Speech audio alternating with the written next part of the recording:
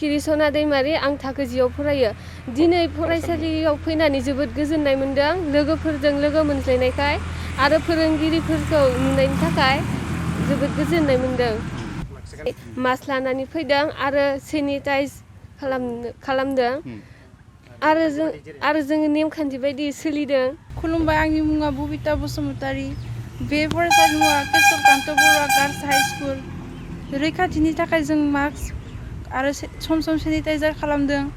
जों दिनै 5 दाननि उनाव सरकारा दिनै कभिड-19नि जाहोनाव दिनै जों खुलिनो थाखाय थाम-थिम खालामबाय आरो बेखौ खुलिनो थाखाय सरकारनिफ्राय माखासे नियम नितिफोर होदों। जों मिथिनाय बायदियावहा 21था नियम नितिफोर दङ। नाथाय बे गासैखौबो खालामनाया एसे उसुबिदा जायो।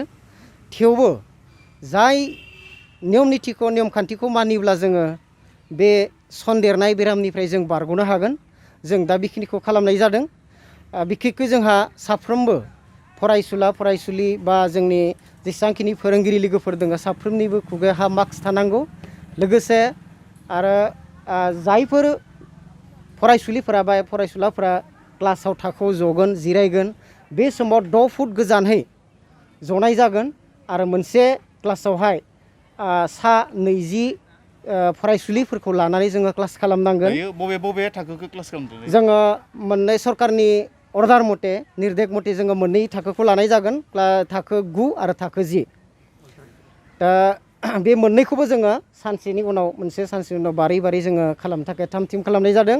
मोनसे बेस्टआव बेसेबांसो लागोन? ओरैनो जों मोनसे बेस्टआव सा 20 फरायसुलिफोरखौ लानानै जोङो क्लास खालामनाय जागोन।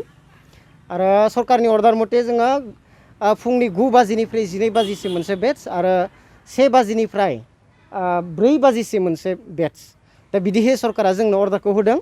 लोगोसे जोंनो 1 घन्टानि गेजेराव आखाइ सुनाय सेनिटाइज खालामनाय बे गासैखौ बिथांमोना जोंनो होदों आरो बे गासै नियमखौ फालिनानै जों दिनै जोंनि गोबाव सम गोमानानै थानाय बे थाखोखौ जोङो जागायजेननो थाम-थिम जादों आरो जों थारैनो गोजोननाय मोनदों।